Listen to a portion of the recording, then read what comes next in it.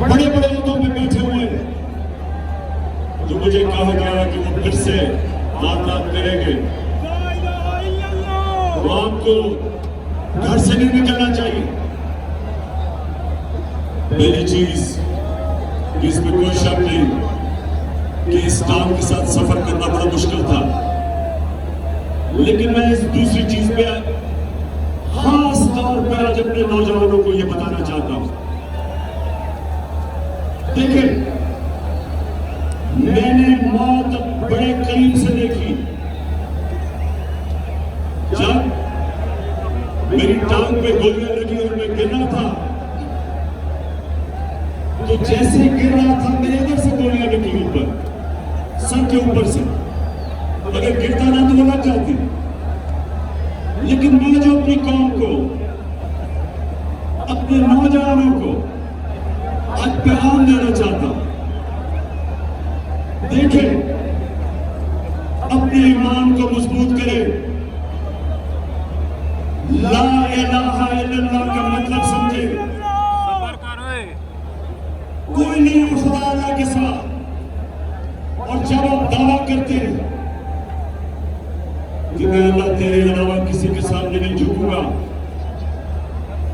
तो आप जो अल्लाह ने आपको मेरे नबी सल्लल्लाहु अलैहि वसल्लम के जरिए अपना पैगाम भेजा कुरान में, तो उसमें वाज़ेह उसने लिखा हुआ है कि जब तक अल्लाह की मर्जी नहीं होगी तुम इस जमीन से नहीं जाओगे, और जब उसका फैसला हो गया तो जितना मर्जी इत्याद करो, डरो, छुपो, भागो, मौत से नहीं बच सकता इंसान। तो जब मैं गिरा तो उसी वक्त मुझे पता था कि अल्लाह ने मुझे बचाया। उस वक्त मुझे पता था कि अल्लाह का ये फैसला था कि मैंने भी अभी जाना। उसी वक्त अल्लाह का शुक्र किया मैंने। और ये अल्लाह का शान देखे कि 12 लोगों को गोलियां लगी, कंटेनर के ऊपर 12 लोगों को गोलियां लगी।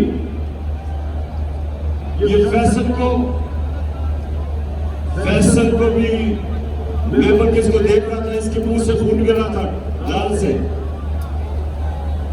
अहमद चट्टा जो मेरे साथ था वो मेरे साथ गिरा हुआ था। ऊपर और लोगों को गोलियां लगी, लेकिन अल्लाह की शान देखो कि 12 में से एक भी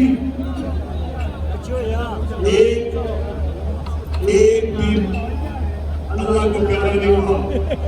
सब बच गए। एक गार्ड को 6 गोलियां लगी। सब गोलियां ऐसी थी कि वो बच गया। हमारा मेरा जो गार्ड जाहिर था, हमारा इमरान इस्माइल जो सिंध के गवर्नर थे, 4 गोलियां उसके कपड़ों में से निकली, बच गया। मैं आज सारी कौम को मैं सिर्फ आपको एक बताना चाहता हूं कि अगर आपने जिंदगी सही मायने में जिंदगी गुजारनी है, तो ये जो मौत का खौफ है इससे अपने आप को आजाद करें। ये जो खौफ